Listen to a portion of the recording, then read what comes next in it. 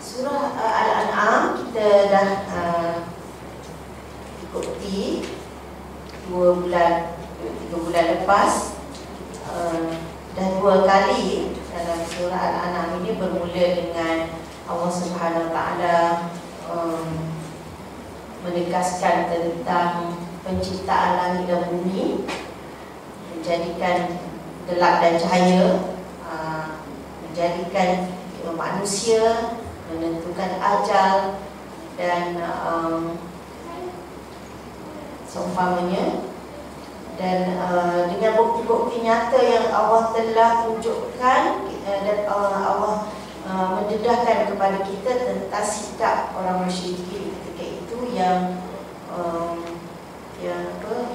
tidak beriman pada Nabi sallallahu alaihi wasallam, malah mengemukakan berbagai cabaran kepada Nabi sallallahu alaihi wasallam. Jadi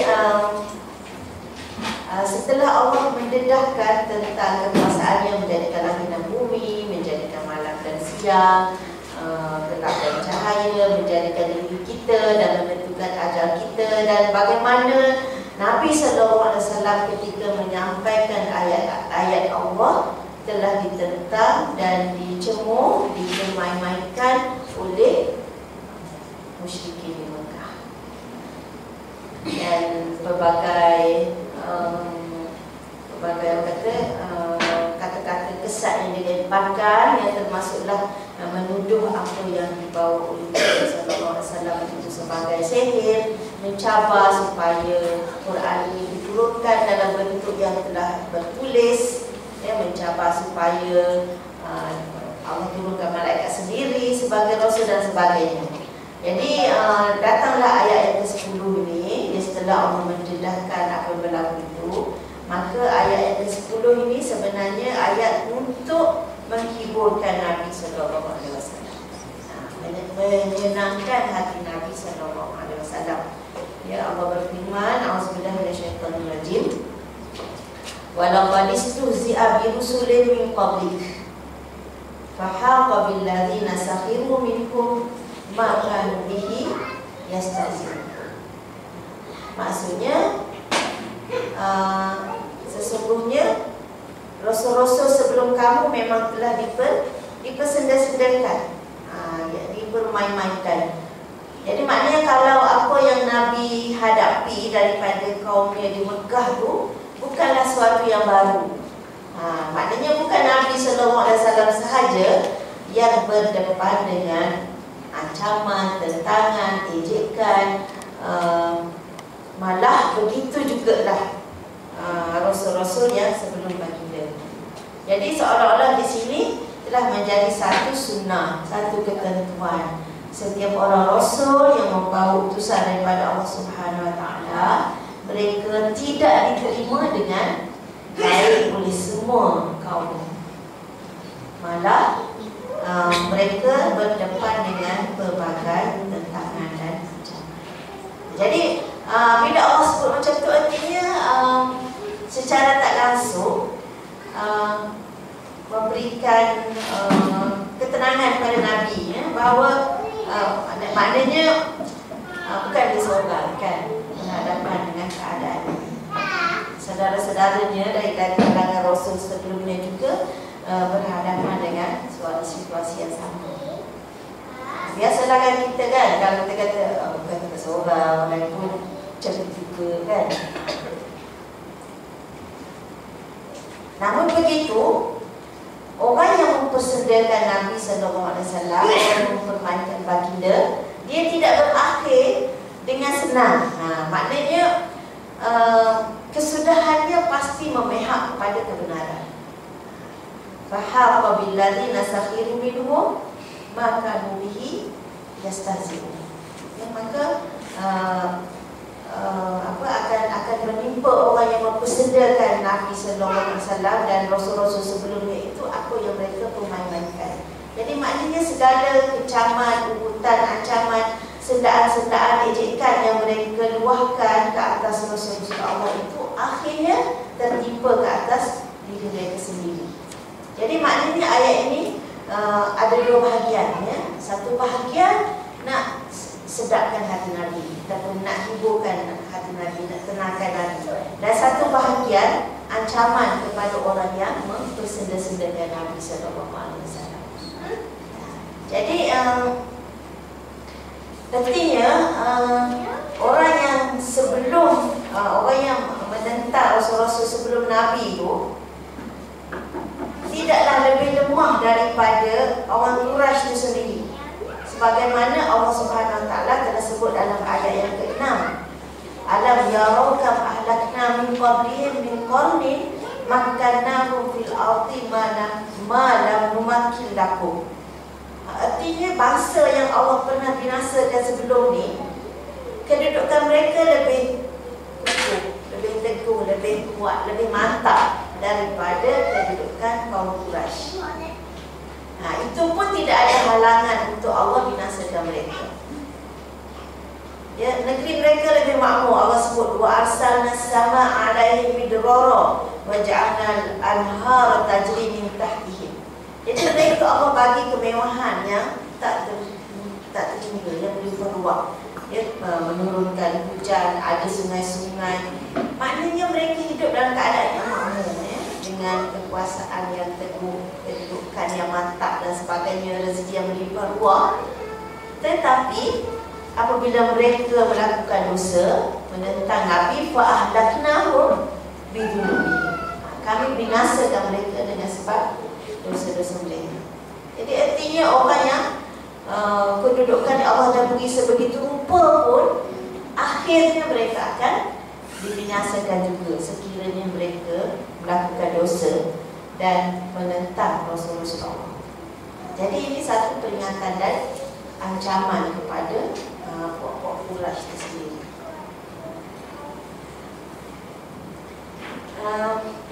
Dan untuk itu Allah Subhanahu Wa Taala, maknanya kalau tak percaya, kan, kalau tak percaya bahawa Allah Subhanahu Wa Taala akan menimpakan kebinasaan tu, Allah perintahkan, kul, katakan wahai Muhammad, siru fil ard.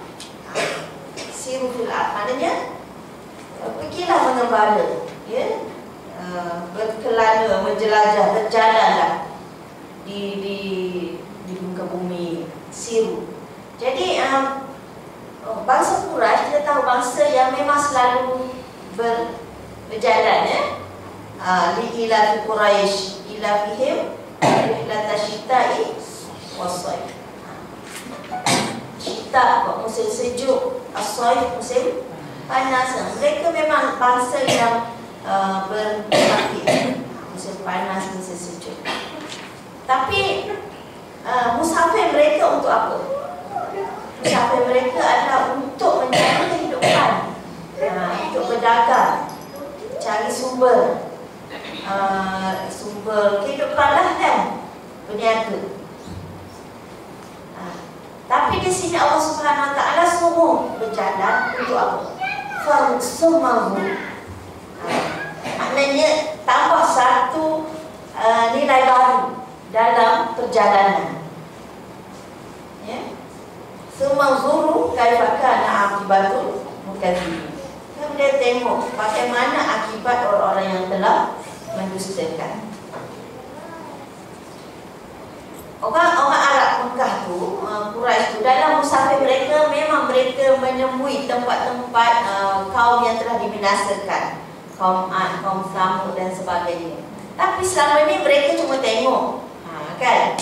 Mereka dengar cerita tu, tahu ada kaum binasa, just tengoklah, kan? Just dengar cerita tu. Tapi sekarang satu nilai baru yang Allah didik, tengok. Tengok, fanzuru ni maknanya bukan tengok dengan mata saja, kan? Fanzuru maknanya kaji, teliti, fikir. Ya?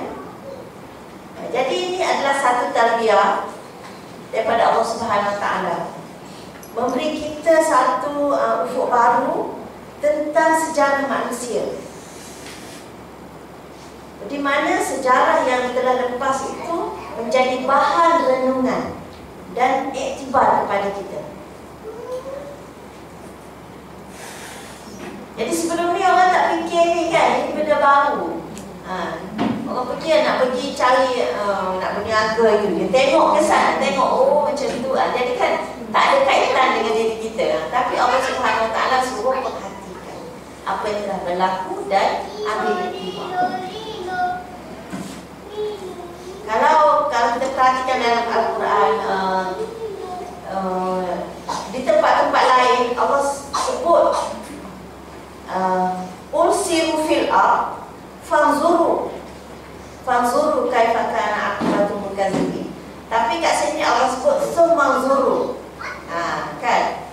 Dalam bahasa Arab, fa dengan summa ni dua-duanya dipanggil haraf ataf. Haraf ataf. Haraf ataf ni nak terjemah bahasa Melayu tak boleh. Ya? Ataf ya, ataf. Ain to fa. Kalau ada haraf ataf ni dia wa, fa, summa dan au. Kan? Kalau wa, kalau au tu maknanya atau kan? Dia atau saya. Kan? Atau. Kalau wa tu dan maknanya sama-sama. Fa dengan summa ni yang bermakna diikuti. Ya? Diikuti. Maknanya kalau kita kata Ja'a Muhammadun wa Zaidun. Ja'a Muhammadun. Kalau dikata Ja'a Muhammadun wa Zaidun, Muhammad dan Zaid datang, artinya dia masuk serentak. Kan? Ataupun dakhala Muhammadun wa Zaidun, maknanya dia masuk serentak beriringan masuk pintu. Muhammad dengan Zaid. Itu kalau dikata wa. Ya? Tapi kalau dikata dakhala Muhammadun fa Zaidun, kan? Dakhala Muhammadun fa Zaidun, maknanya Muhammad masuk diikuti Zaid. Maknanya Zaid di belakang Muhammad tanpa selang waktu yang lama. Mungkin Muhammad tak sempat duduk lagi, Zaid dah masuk. Itu kalau dia kata fa. Ya? Dakhala Muhammadun fa Zaidun. Tapi kalau dia kata summa, dakhala Muhammadun summa Zaidun, maknanya dia ada selang waktu yang agak lama. Maknanya Muhammad masuk duduk, ya, bersila dah, rilak-rilak, bersila sedap-sedap dah, masuklah pula Zaid. Ya, dia ada selang. Faham ya? Jadi dalam Al-Quran kedua-duanya Allah gunakan. Ada tempat ya, surah Al-Imran, surah An-Nahl, ada tempat yang Allah gunakan fanzuru. Ulsiru fil ardi fanzuru kaifa kana aqibatul mukazzibin. Tapi dalam Al-An'am ni Allah sebut sumanzuru. Apa bezanya tu? Macam-macam lah ya, ahli mufassirin berkupas. Tapi antaranya yang banyaknya mereka berkata kalau ulsiru fil ardi fanzuru, maknanya Allah suruh berjalan untuk tujuan melihat, akibat orang-orang yang mendustakan. Itu maksudnya. Tapi dalam ni Allah sebut sumanzuru, maknanya bila Allah sebut sumanzuru ni, dengan tak secara langsung Allah Subhanahu Wa Taala mengakui perjalanan itu ada banyak tujuan. Maknanya mungkin pergi berjalan nak berniaga ke, nak melancong ke, nak ziarah ke, nak apa ke, tapi pada masa yang sama ambillah iktibar. Kan jadi maknanya itu beza mengikut ahli tafsir menggunakan summa dengan fal. Jadi fanzuru artinya pergi memang tujuannya nak tengok. Tapi bila sebut summa tu artinya mungkin pergi untuk tujuan lain, ya. Tapi ambil guna kesempatan untuk melihat kesan-kesan kebinasaan orang-orang yang telah mendustakan. Faham ya? Okey. Di ayat yang ke-10 tu Allah sebut walaqad istuzi'a. Ya, sesungguhnya istuzi'a itu maknanya istihza, maknanya menghina, mengejek, mempesenda, ya. Jadi Allah sebut rasul-rasul terdahulu telah diejek, telah dipesenda. sini dia kata summa zuru kaifa kana akibatul mukadzibin. Kan Allah tak kata summa zuru kaifa kana akibatul mustahziin. Dia kata kamu boleh tengok apa akibat orang yang mempersenda tu. Tapi dia sebut sini akibat orang yang mendustakan. Yang nak menunjukkan bahawa punca mereka mempersenda tu sebenarnya ialah kerana mereka tak percaya. Mereka mendustakan. Jadi maknanya itu yang menjadi sebab lahirnya tindak ada sikap mempersenda-senda mengejek-ngejek. Puncanya ialah kerana mereka mendustakan, tak percaya, tak yakin dengan apa yang dibawa oleh Nabi SAW. Jadi ketidakyakinan, ketidakpercayaan itulah yang menjadi punca mereka binasa. Mungkin ada orang yang dia mendustakan tapi tak mengejek-ngejek, kan? Tapi orang mengejek mesti dia tak percaya, kan? Betul tak? Ada orang yang ada tak kalau dia percaya dia diejek? Tak ada, kan? Jadi maknanya sama ada dia mengejek ke tak mengejek, bila dia mendustakan Nabi SAW dengan apa cara, dia tidak terlepas daripada akibat mukadzibin.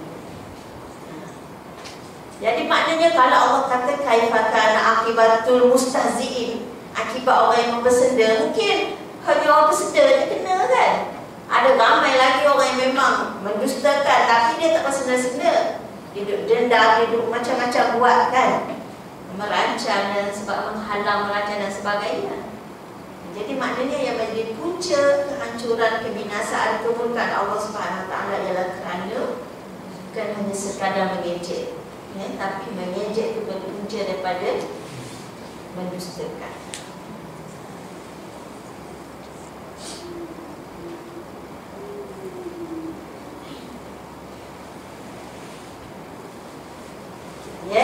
Jadi untuk kita sebagai umat Nabi Muhammad SAW, memang ayat ini diturunkan kepada Nabi SAW, dan kita yang baca yang insya-Allah akan membawa, yang mewarisi tugas Nabi SAW. Inilah yang akan kita hadapi. Maknanya kalau Nabi SAW itu didustakan, dipersenda-senda, diejek-ejek, maka siapalah kita? Berbanding dengan Nabi SAW. Kalau kita tahu Nabi SAW itu seorang pribadi agung, seorang individu yang memang dikenali sebagai Al-Amin. Jadi dapat gelaran Al-Amin bukan orang Islam yang bagi, kan? Kaum Quraisy yang bagi sebelum baginda diutus, dilantik menjadi rasul lagi. Maknanya orang yang mereka sendiri beri gelaran Al-Amin pun mereka boleh dustakan. Jadi apalah kita ni tak ada title apa-apa, kan? Jadi untuk orang tak percaya, untuk orang ejek, untuk orang yelah macam-macam peserta tu maknanya sesuatu yang tak benar elok. Tapi satu jaminan daripada Allah SWT, walau apapun cabaran dan dugaan yang dihadapi oleh pendakwah, oleh Rasul-Rasul alaihi wassalam dan pendakwah sepanjang zaman, akhirnya kebenaran itu akan benar. Akhirnya kemenangan akan berpihak kepada kebenaran. Kalau tak di dunia, di akhirat. Jadi apa yang kita belajar di sini, satunya ialah sunnah Rasul-Rasul diejek, dan sunnah juga mereka akhirnya akan tewas. Para yang pendusta dan yang mengejek Rasul-Rasul itu akhirnya akan tewas. Dan yang keduanya tentang tujuan berjalan di muka bumi. Walaupun apa tujuan kita pergi ke mana-mana, mesti ada tujuan untuk ambil iktibar, iktibar kepada apa yang telah berlaku. Sebab apa? Sebab tak semua tempat ada kesan kehancuran Mukadzibin ni kan. Betul tak? Jadi tempat-tempat lain tu ambillah iktibar aspek lain, ya. Iktibar kebesaran Allah Subhanahu Wa Taala dari aspek-aspek yang macam-macam lah, insya-Allah. Yang pentingnya di mana saja kita pergi, jangan lupa mengambil iktibar tentang kebesaran dan kehebatan, keagungan Allah Subhanahu Wa Taala.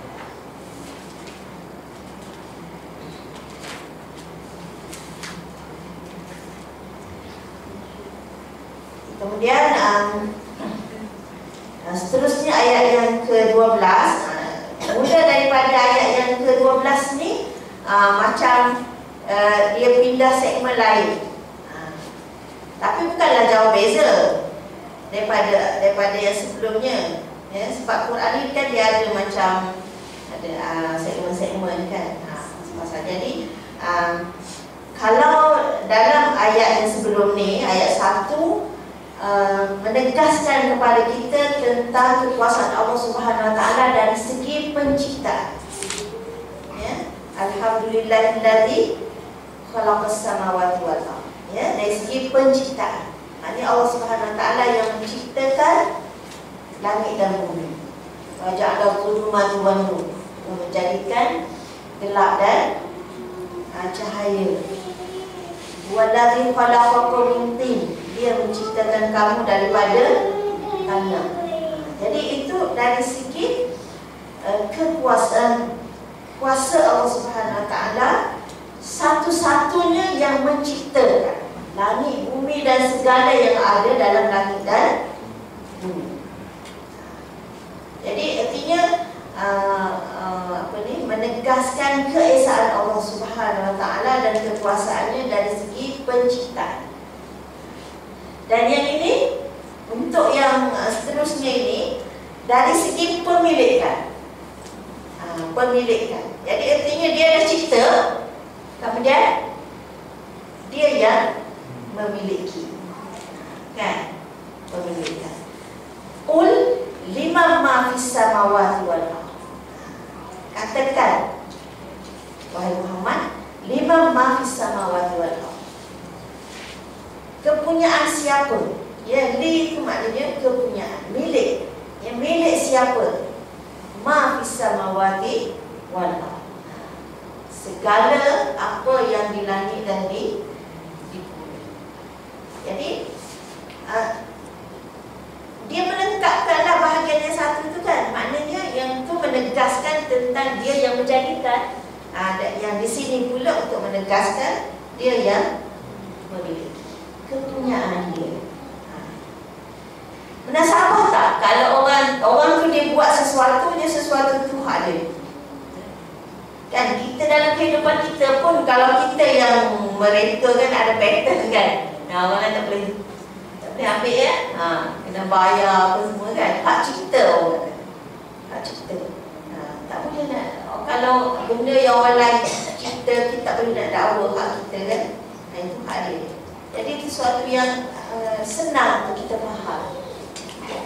Jadi Allah Subhanahu Wa Taala dengan cara yang soalan, ya. Soalan bukan untuk manusia jawab, tapi supaya Nabi juga yang jawab, ya. Qul lillah. Qul lillah.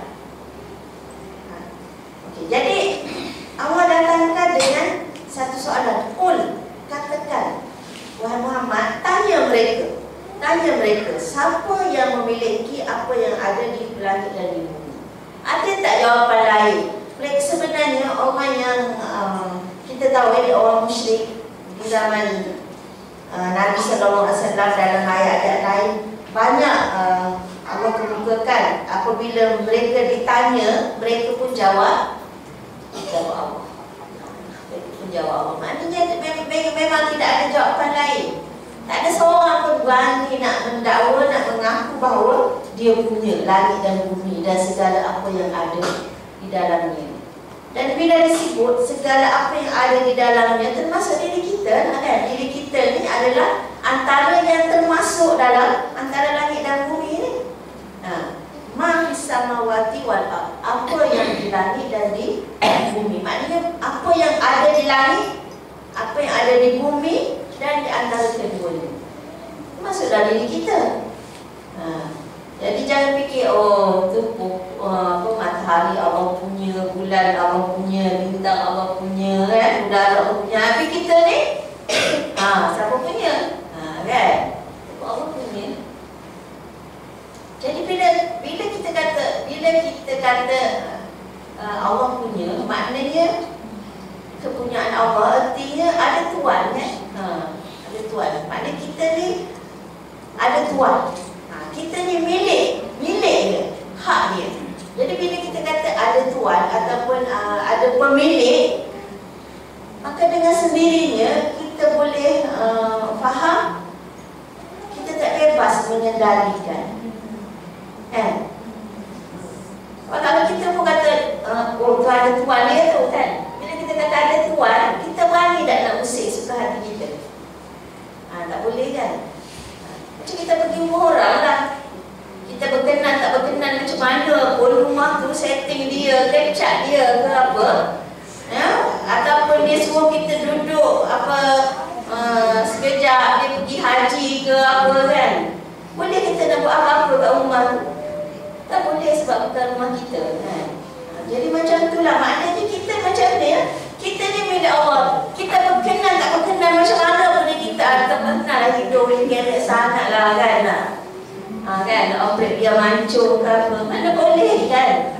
Bukan milik kita, hidup ni dia boleh pinjam je, kan? Jadi benda-benda macam tu, kalau orang tak perasan, kan? Dia kata, hidup saya, suka hati saya lah, kan?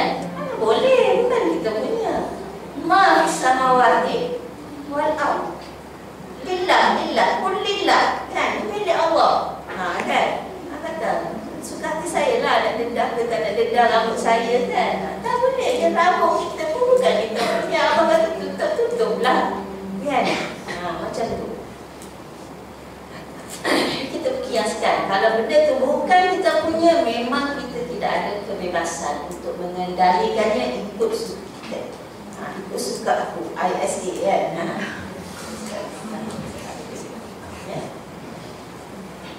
Kulillah, katakan semuanya milik Allah, kepunyaan Allah. Jadi ayat yang seperti ini memang banyak, yang kita baca hari-hari, ayat kursi. Allahu la ilaha illa huwal hayyul qayyum, la ta'khudhuhu sinatun wa la nawm, lahu ma fis samawati wa ma, kepunyaan Allah sama apa yang di langit dan di bumi. Jadi ini yang kita kena didik, tarbiyah diri kita, kan? Tarbiyah diri kita bahawa kita ini milik Allah.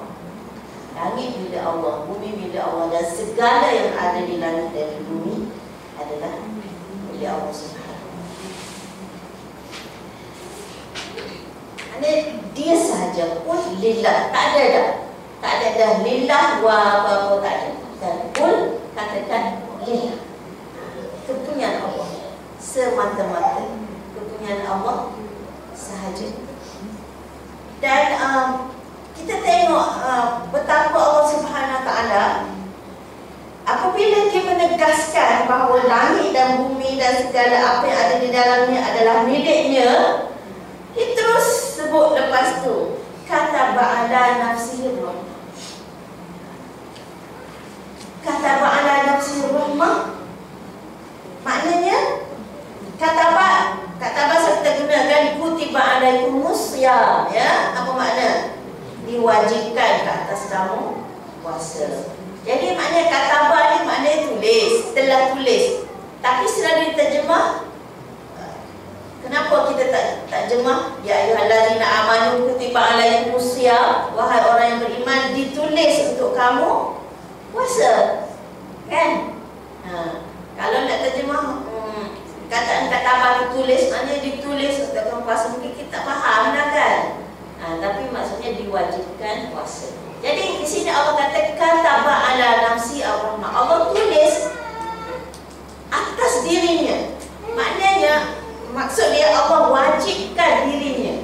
Ar-Rahman. Nampak tak tu? Itu pun sudah menunjukkan betapa kasih sayang Allah Subhanahu Wa Taala kepada makhluk. Artinya dia yang menciptakan kita ni, menciptakan langit dan bumi. Dia yang memiliki kita semua, langit dan bumi dan apa yang ada padanya. Tapi dia bersifat dengan rahmah. Sifat tu bukan hanya sekadar sifat, tetapi dia seolah-olah nak tegaskan menjadi kewajipan ke atasnya untuk bersifat rahmah ke atas sekalian makhluk. Subhanallah. Maknanya kita tak sempat nak pergi jauh ya. Dengar Allah cipta, dengar Allah milik semua tu, kita tak sempat lagi nak rasa takut ke, gentar ke, nak rasa tersingkir ke, kan? Allah cepat-cepat bagi tahu kita. Cepat-cepat bagi tahu bahawa dia menetapkan rahmah ke atas dirinya. Jadi maknanya dia yang menciptakan kita, dia memiliki yang kita ni, memiliki kita ni, menaungi kita dengan penuh rahmah, penuh kasih sayang. Kan kita bayangkan ya, Allah Subhanahu Wa Taala, rahmat Allah memang orang kata apa? Sedikit pun tak lepas daripada hidup kita. Ya. Sejak daripada alam kita tak ada, ya. Kita bayangkan kejadian kita, afara'aitum ma tumnun antum takhluqunahu am nahnu khaliqun. Sejak kita mula dicipta, siapa yang pernah tengok benda itu, kan? Mak ayah yang apa? Yang kita terjadi dalam kandungan tu, siapa yang pernah tengok, perhatikan berlakunya persenyawaan tu? Yang kita cuba tengok gambar yang orang ambil je lah, kan? Ada kita tengok kejadian kita sendiri, ada mak ayah kita tengok kejadian anak dia dalam perut tu. Besar mana je, kan? Nutfah tu besar mana je, penuh dengan rahmat Allah. Itu orang kata kalau apa jatuh atas lantai tu tak dan 2 minit ke dah kering dah. Ya, tak nampak tengok dah, kecil sangat. Kita penuh dengan rahmah, kan? Dengan sumber makanannya yang Allah dah sediakan, subhanallah. Allah jaga. Dia duduk dalam perut tu, besar mana je perut tu, boleh pusing, boleh bergerak, boleh menendang, macam-macam. Hidup dengan selesa. Tak ada komplain, kan? Baby dan buat tak ada komplain, sempitnya perut ni, kan? Selesa je duduk, tak ada apa-apa, kan? Ada gambar tu boleh ketawa pun, kan? Dalam perut tu penuh rahmah, ya? Lepas tu keluar je terus dengan udara. Orang kata kalau sumber air tu, maknanya manusia boleh lagi nak kuasai sumber air tu. Maknanya kalau tak ada boleh gali, ya. Kalau telaga kita gali, kita boleh punya, kita boleh sekat orang lain tak boleh ambil air telaga kita, kan? Maknanya kalau sumber dari segi makanan, kalau kita tanam, kita boleh memiliki hasil tanaman kita. Kalau orang nak kena beli ke, kan? Maknanya kita boleh mengendalikan. Kadang-kadang kita ada hak mengendalikan makanan, minuman. Tapi udara ada tak? Udara orang tak bagi siapa pun milik. Kan? Siapa boleh jadikan angin bertiup? Siapa boleh maintain kandungan yang ada dalam udara tu? Tak ada. Sebab udara, orang kata kalau tak makan seminggu, orang boleh hidup. Kalau tak minum 1 hari pun boleh hidup. Tapi kalau tak bernafas, berapa minit? Cuba 1 hari tak boleh bernafas, boleh hidup lagi tak? Ya? Berapa minit, ya? Berapa minit? Kalau tak bernafas, berapa minit kita boleh hidup? Tak bernafas. Setakat berapa minit? Ya? Setakat berapa minit, ya? 1 jam? Berapa minit?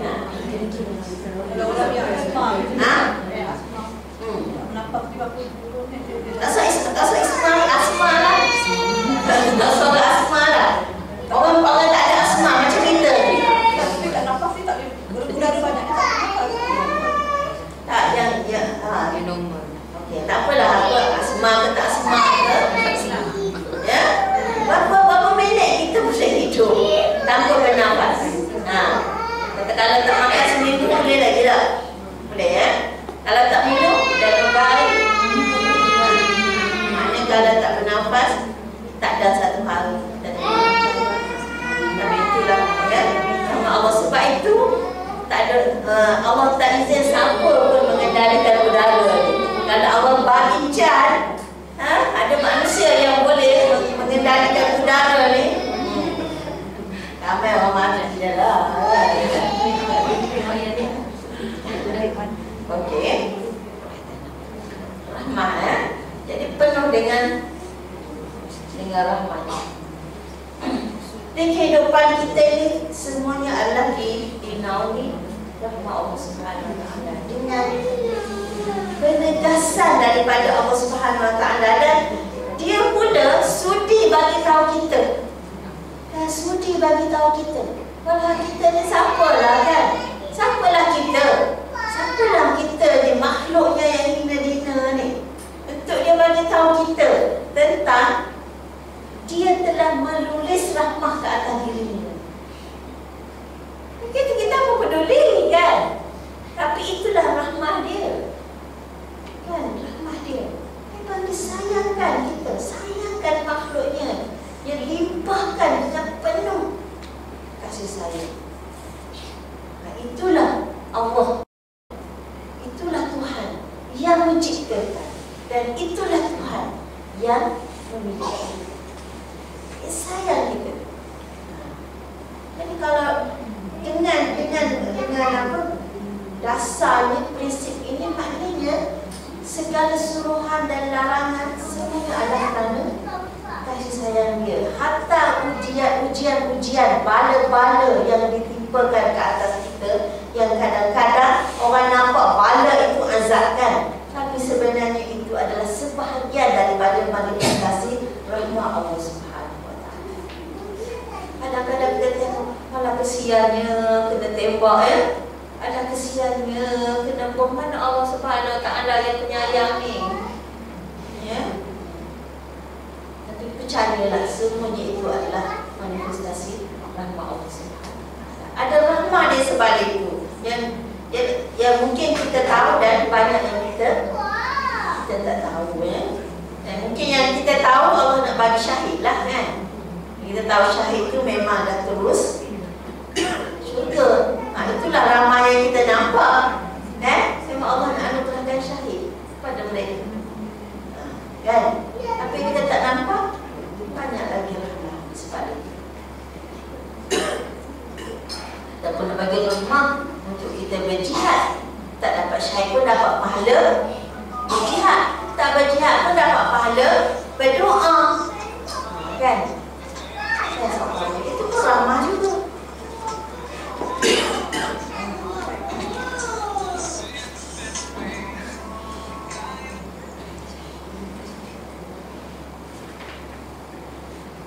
Dan selain daripada ayat ini, kita tengok hadis-hadis berkenaan dengan rahmah ni sangat banyak. Ikhwan dan akhwat boleh baca dalam hadis-hadis yang telah dikumpulkan oleh Imam An-Nawawi dalam kitab Riyadhus Shalihin dan lain-lain. Umpamanya antara hadis-hadis yang berkaitan dengan rahmah ni,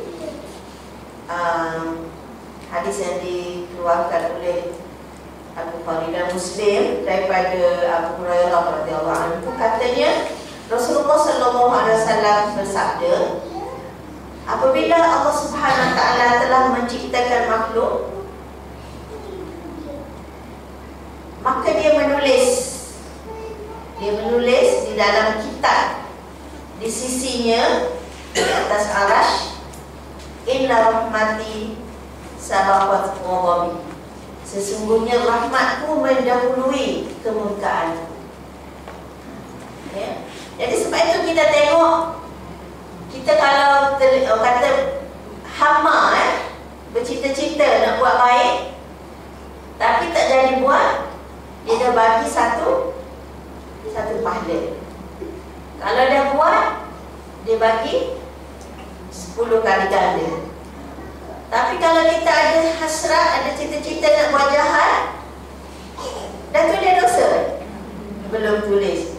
Kalau tak jadi buat, bagi pahala pula 1.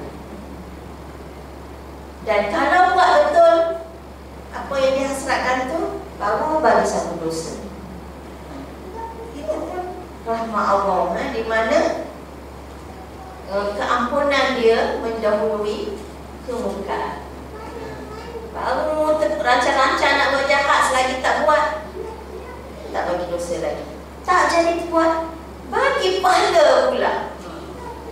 Tapi yang baik ni baru dengan niat dia, dah bagi dah. Bila buat, 10 kali ganda. Dan mungkin lebih. Dan dalam hadis lain, riwayat Bukhari dan Muslim juga, daripada Abu Hurairah juga, Rasulullah SAW bersabda, maksudnya Allah Subhanahu Wa Taala menciptakan rahmah 100 juzuk. 100 unit. Lalu Allah Subhanahu Wa Taala tahan di sisinya 99. Rahmah tu ada 100 unit, disimpan 99, dan Allah turunkan ke bumi ini 1 je. 1 daripada 100. Famin zalikal juz'i tatarahamul khalaiq hatta tarfa'u dabbatu hafiraha an waladiha khasyata an musibah. Allah turunkan ke dunia ini 1 juzuk daripada 100. Dan daripada 1 juzuk itulah sekalian makhluk berkasih sayang sesama mereka. Maknanya kita sayang anak kita daripada 1 juzuk rahmah, 1 juzuk ke 100 yang Allah turunkan. Sayang anak, sayang suami, sayang isteri, sayang pokok bunga, sayang kucing, sayang binatang ternakan, sayang macam-macam tu daripada 1 juzuk. Sehingga Nabi kata binatang buas pun dia akan mengangkat kakinya, takut terpijak anaknya. Kan? Binatang macam rimau, macam singa, yang garang, yang ganas tu pun tidak akan dengan sengaja mencederakan anak. Kita tengok kucing gigit anak dia, bongbong tu, kita kata boleh ke bongbong tu nanti luka berdarah anak dia. Tapi tahu macam mana kan, supaya anak dia tu tak luka, tak berdarah kan. Gerang-gerang gigit habis berdarah, tak ada kan. Jadi semua makhluk berkasih sayang sesama sendiri itu hanyalah daripada 1 juzuk ke 100 yang Allah turunkan. Dan di sisi Allah masih ada berapa lagi? 99. Jadi kalau kita tahu betapa luas dan besarnya nama Allah, maka patutlah kita berputus asa. Kan? Sebab itu Allah sebut dalam Al-Quran, tidak ada yang berputus asa daripada rahmat Allah kecuali orang yang kafir. Kita beriman Allah itu Ar-Rahman, Ar-Rahim. Dan dia sengaja dengan kehendaknya dia menulis rahmah ke atas dirinya. Atas kehendaknya sendiri. Tak ada kita minta, ya Allah engkau jadikan kami, kasihanilah kami. Tak ada. Dia yang sejak awal-awal lagi, sejak azali lagi, menetapkan, menuliskan rahmah ke atas dirinya untuk sekalian makhluk. Kata Ba'ala nafsi dulu.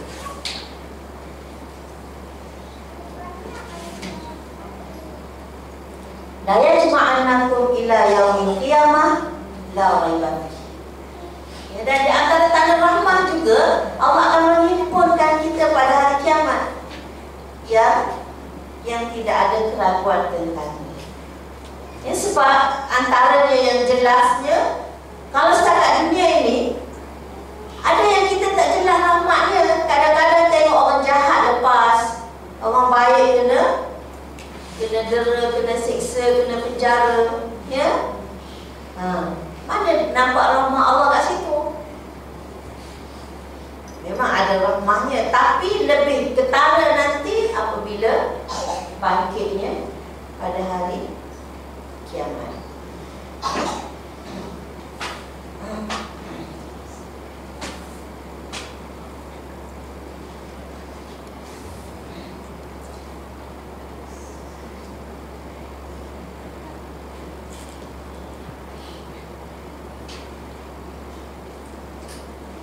Sebelum itu kita baca hadis, beberapa hadis yang berkaitan dengan rahmat,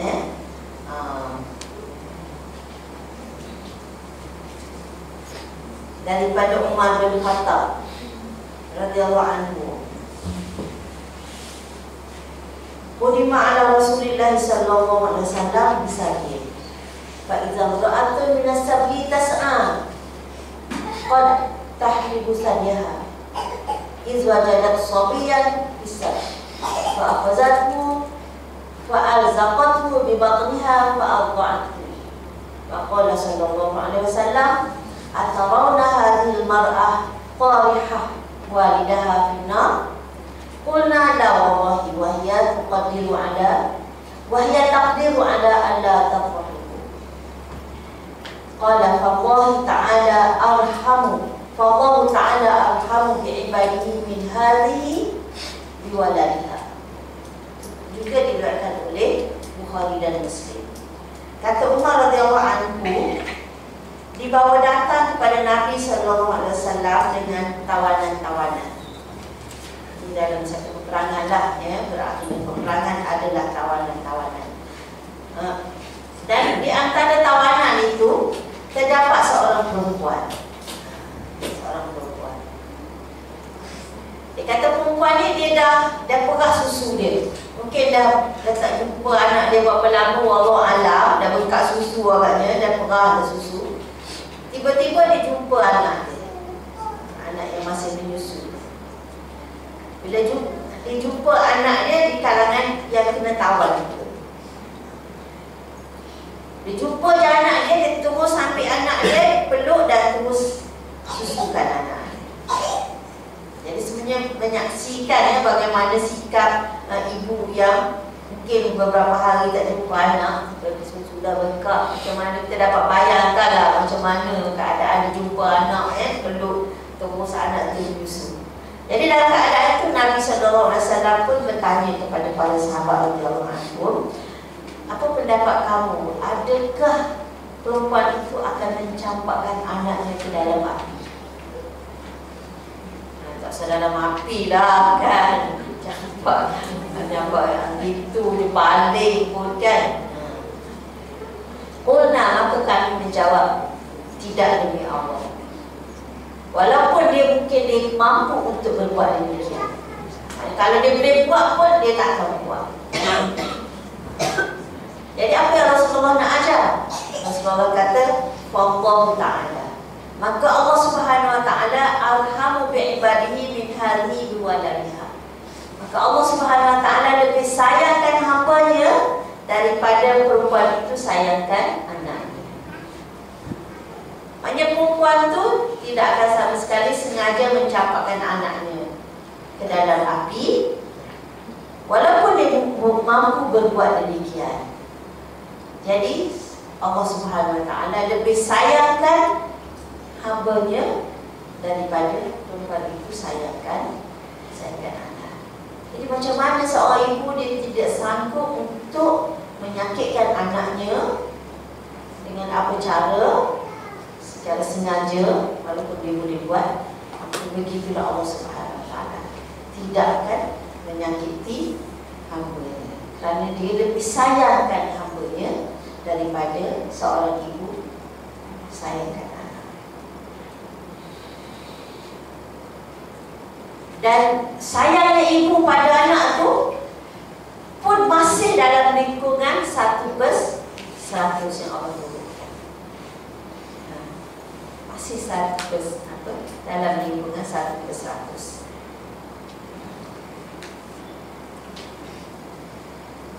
Jadi bertitik tolak daripada Allah Subhanahu Wa Taala sayangkan makhluknya, maka Allah Subhanahu Wa Taala dimulakan cakap dengan dia dulu penyayang, maka daripada situ, bertolak daripada situ, maka Allah Subhanahu Wa Taala memerintahkan, menggalakkan, menggesa sekalian hamba-Nya supaya berkasih sayang.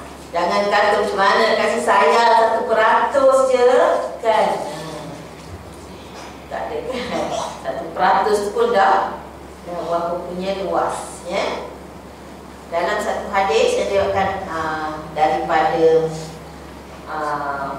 Abdullah bin Amru bin Al-As radhiyallahu anhuma, katanya Rasulullah sallallahu alaihi wasallam bersabda, "Ar-rahimun yarhamuhumullah ta'ala. Yarhamu man fil ard yarhamukum man fis sama." Maksudnya orang yang berkasih sayang, maknanya orang yang mengasihi orang lain. Ar-rahimun maknanya orang yang pengasih, dikasihkan orang lain, ya. Yarhamuhumullah ta'ala. Orang yang pengasih, dia dikasihi oleh Allah Subhanahu Wa Ta'ala. Kasihilah orang yang di bumi, irhamu man fil ard yarhamukum man fis sama. Kan, kasihilah orang yang di bumi dan saya kamu akan dikasihi oleh yang di langit. Oleh Allah lah. Jadi kita ini pun satu dimensi baru dalam makna kasih sayang yang diajar oleh Islam. Maknanya kasih sayang yang kita curahkan kepada sesiapa pun tidak boleh mengharapkan balasan daripada orang yang kita sayang.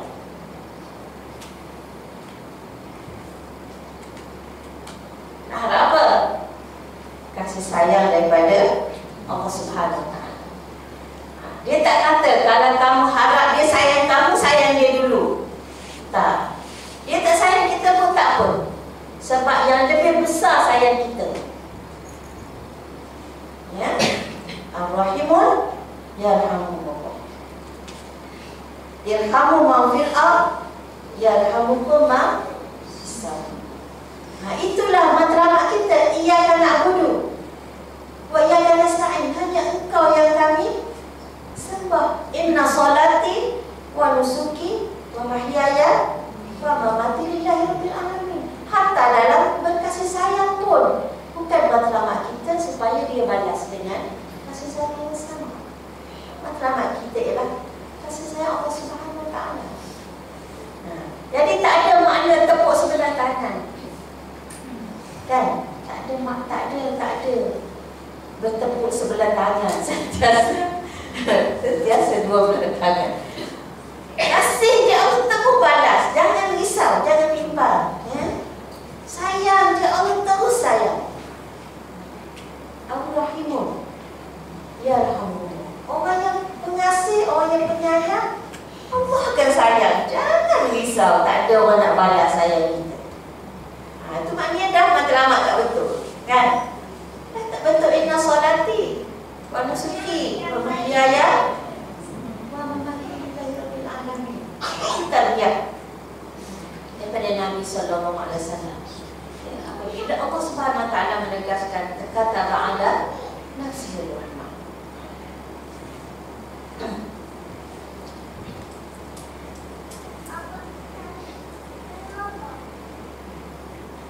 An Abi Hurairah kadzalika. Hadis tadi dikeluarkan oleh Bukhari, Muslim dan juga At-Tirmizi. Bukan silap. Hadis tadi dikeluarkan oleh Abu Daud dan At-Tirmizi. Yang dikeluarkan oleh Bukhari, Muslim dan At-Tirmizi, hadis daripada Jarir radhiyallahu anhu, Rasulullah sallallahu alaihi wasallam bersabda, la yarhamullah man la yarhamun nas. Man la yarhamun nas. Allah tak sayang orang yang tak sayangkan manusia. Kan? Orang yang tak sayangkan makhluk Allah, Allah tak sayang dia. Senangnya kalau nak Allah tak sayang kita, jangan sayang Allah. Jangan sayang Allah. Jangan sayang Allah. nak sayang dia. Tak apa kan, kita kedekut. Sebenarnya bila kita kedekut kasih sayang tu artinya kita ada potensi untuk tidak disayang oleh Allah Subhanahu Wa Taala. Dan kalau Allah dah tak sayang kita, nak halak sayang siapa? Ya, na'udzubillah.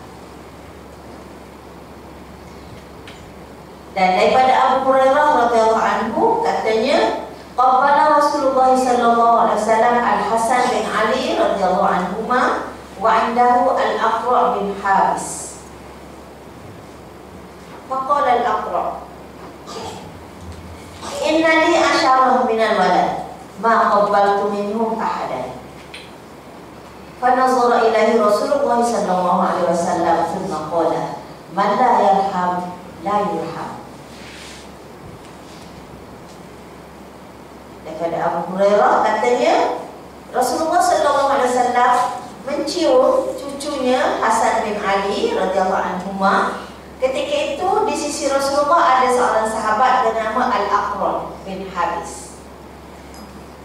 Bila Al-Aqra' bin Habis tengok Rasulullah SAW bergomong-gomong Hasan ni, ya, cium Hasan, Aqra' berkata, inna li asyarah minal walad. Rasulullah, saya ada 10 orang anak. Ma qabbaltu minhum ahada. Saya tak pernah cium seorang pun. Masya Allah, ada 10 anak, seorang pun tak pernah cium. Fanazara ila Rasulullah sallallahu alaihi wasallam. Rasulullah pandang, kita dapat bayangkan ya. Heran aku. Dia apa ni kan? Heran aku. So pandang Aqra'. Pandang dia kata apa? Summa qala. Dipandang dulu summa, kemudian agaknya tengok dulu apa buat. Fikir apa benda orang ni kan. Tengok summa, kemudian dia tengok lama, dia tenung dah kan. Tenung lama-lama, kita dapat bayangkan macam mana wajah Rasulullah tenung Aqra' ni, yang tak pernah cium seorang pun daripada 10 anak. Apa Rasulullah kata? Man la yarham la yurham. Siapa yang tak penyayang, dia tidak disayangi. Siapa yang tak penyayang, dia tidak disayangi. Man la yarham la yurham.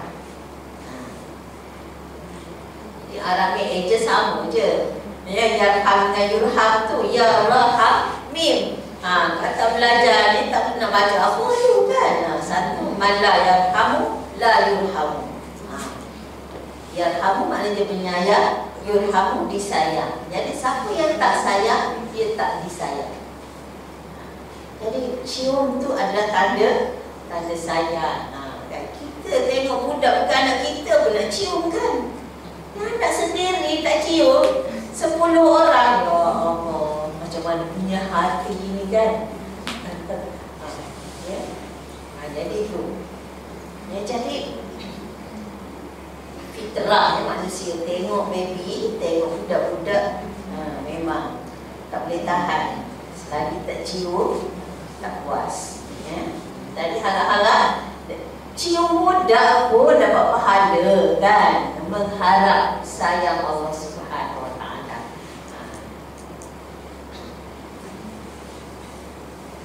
Dan dikata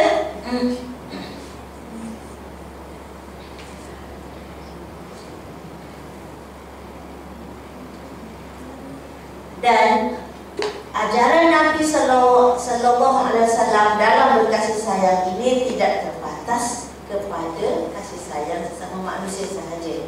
Tak perlu kita baca balik hadis-hadis ini yang berkaitan dengan kasih sayang. Yang memang selalu dah dengar. Ya, Rasulullah Sallallahu Alaihi Wasallam bersabda, "Bainama rajulun yamshi bi tariqin ishtadda 'alaihi al-'atash. Fawajada bi'ran fanazala fiha fasharaba.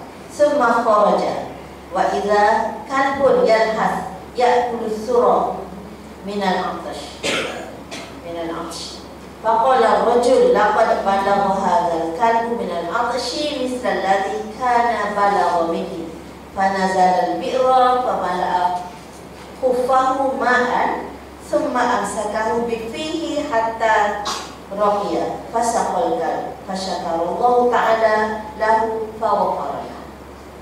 Qalu ya Rasulullah wa inna lana fil bahaim la ajran.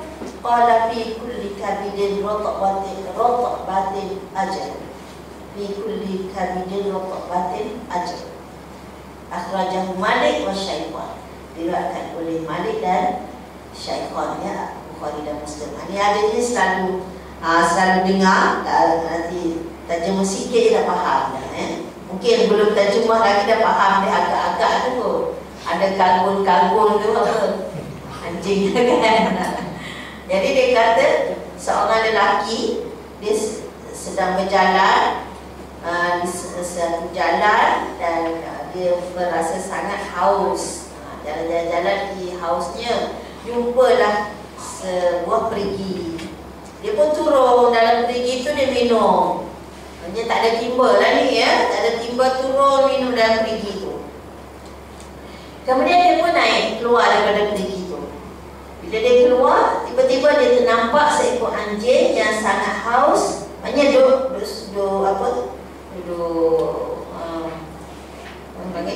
sudut-sudut pasir tu sebab haus sangat, terjila-jila lidah, terjilat-jilat pasir tu. Jadi lelaki ni pun berkata, anjing ni haus macam aku haus tadi, kan? Dia pun turun semula ke dalam perigi. Agaknya perigi ni agak dalam juga lah tu, ya. Dia pun isi air dalam kasut dia. Jadi kalau pergi tu dalam, dia nak pegang kasut, nak panjat balik, susah kan? Jadi sebab nak panjat balik ni, dia kena guna tangan. Jadi dia isi air dalam kasut. Jadi kasut tu dia gigit dengan mulut dia. Dia gigit kasut, dia panjat nanti. Gitu. Boleh bayangkan, ya? Dia pun pegang dengan mulut dia kasut tu, dia pun panjat naik. Dia pun bagilah minum air tu kepada anjing yang kehausan. Maka Allah Subhanahu Wa Taala fasyakarallahu taala lahu faghfaralah.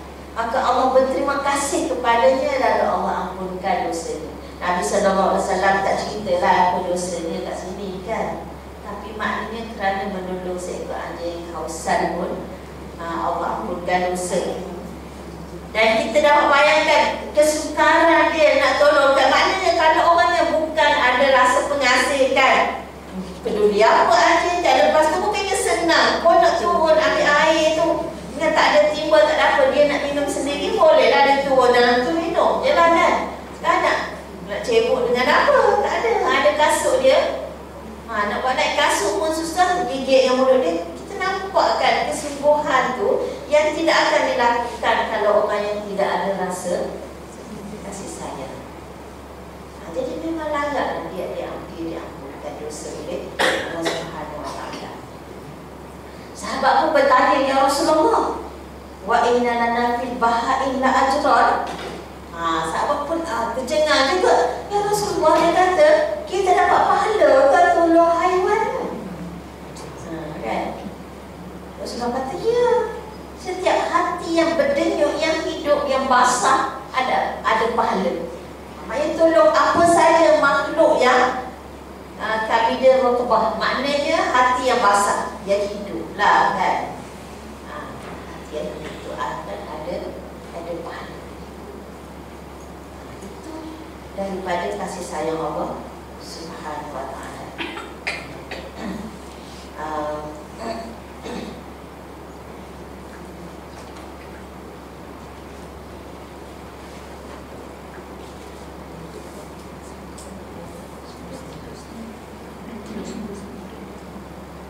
Dan banyak lagi hadis-hadis lain yang insya-Allah boleh awak baca dan dikuah secara lebih terperinci tentang kasih sayang ini. Apa yang kita dapat belajar bahawa Allah Subhanahu Wa Taala yang menciptakan langit dan bumi dan memiliki langit dan bumi telah menentukan sifat rahmah ke atas dirinya sendiri, dan daripada sifat itulah kita digesa dan digalakkan supaya berkasih sayang sesama sendiri dan menjelaskan kepada kita matlamat dan kasih sayang adalah untuk mendapatkan redha Allah Subhanahu wa taala. Betul ya?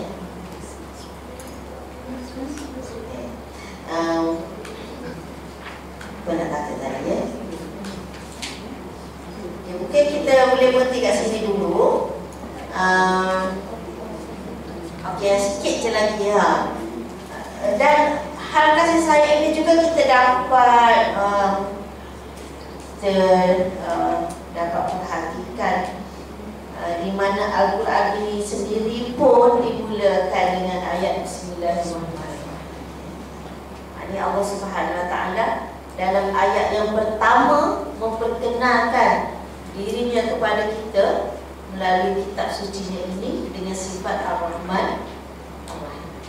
Maknanya kalau kita baca ayat itu, kita tak kenal lagi Allah ni bersifat dengan sifat apa.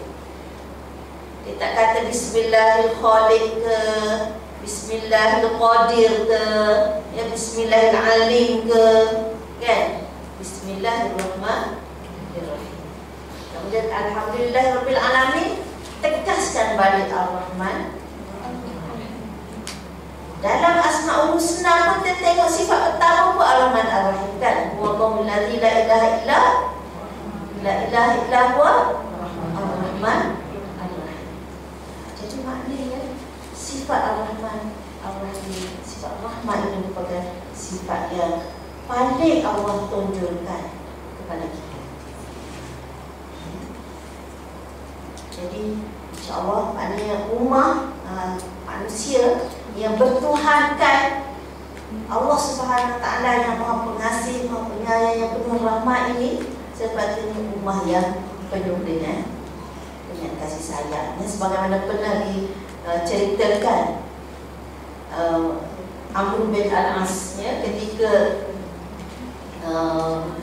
dalam perjalanan untuk membuka Mesir tu, ya, apabila dia berkemah di satu tempat, bila nak berangkat, siap semua kemah dah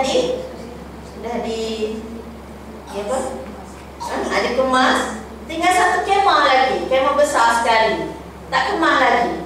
Tengok-tengok apa, sebab apa tak kemas? Ada burung merpati sedang bertelur atas kemah. Jadi dia kata biarkan dia, kita berangkat. Tinggalkan kemah tak kemas, tak sampai hati nak halau. Iaitu burung merpati yang sedang bertelur di atas kemah. Itulah manifestasi rahmah ya. Itu siapa tu? Panglima tentera yang sedang dalam perjalanan untuk membuka Mesir. Kata kalau askar ni kan selalu dibayarkan apa tebah dia dah negara kan.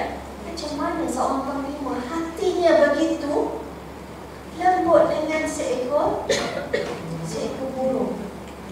Jadi kita boleh bayangkan bagaimana kasih sayangnya kepada manusia. Tak kira sama ada teman atau lawan. Jadi insya-Allah mudah-mudahan kita akan dapat pengajaran daripada ayat ini. Tak habislah ayat 12-nya. Setakat kata ba'ala nafsihi Ar-Rahman. InsyaAllah kalau ada rezeki kita sambung dari jemaah laku bila yaumil qiyamah.